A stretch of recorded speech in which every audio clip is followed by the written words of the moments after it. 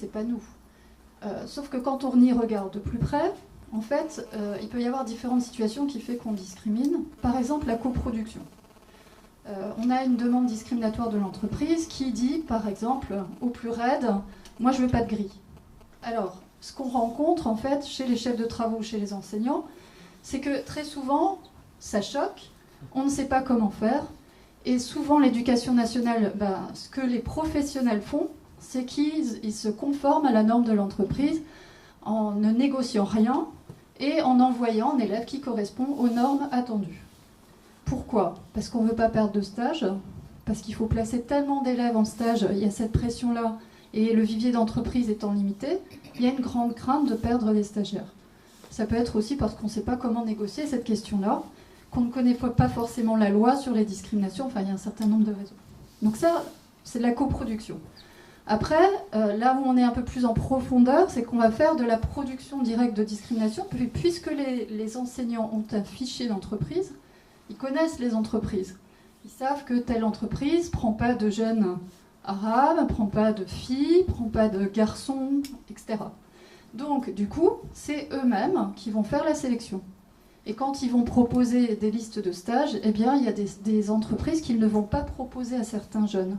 Donc, vous voyez que la sélection sur un critère ethnique ou de sexe ou de genre, finalement, c'est bien l'éducation nationale et les enseignants qui la font.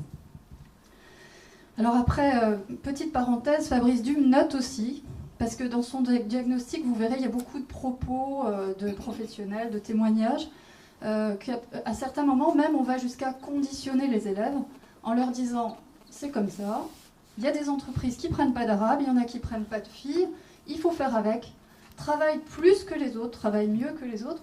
Donc un vrai conditionnement pour accepter la norme discriminatoire de l'entreprise. Voilà, alors ça concerne l'accès au stage.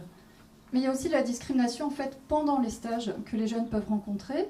Alors là, qui va être par exemple que du fait de l'entreprise, c'est une enseignante qui téléphone pour prendre un rendez-vous pour faire le bilan de stage de Yacine. Et au téléphone, on lui dit Yacine, mais non, on n'a pas Yacine. Ah oui, Jasmin. Alors elle est étonnée, elle ne connaît pas Jasmin. Et il finit par dire, mais oui, on a francisé son prénom, ça fait plus voilà, on l'a francisé, ça fait plus français. On l'a fait. Et alors l'enseignante, qui est dans notre groupe ressources, évidemment très choquée, se dit je ne vais pas réguler ça au téléphone, je vais prendre rendez-vous et puis voilà, je le ferai après. Entre-temps, elle téléphone au jeune. Et puis celui-ci lui dit écoutez, j'ai tellement de difficultés en ce moment, s'il vous plaît, n'en parlez pas, je veux pas de problème, je veux que mon stage se passe bien.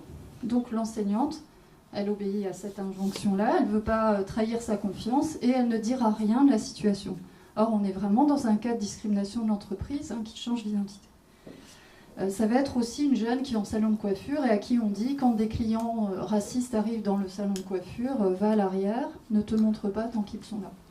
Alors ça, par exemple, c'est une jeune fille qui a fait ce témoignage, elle l'avait dit à personne, même pas à ses amis, et on avait fait un forum sur la discrimination, elle a lâché cette chose, aussi horrible soit-elle, elle n'avait pas pu en parler à d'autres.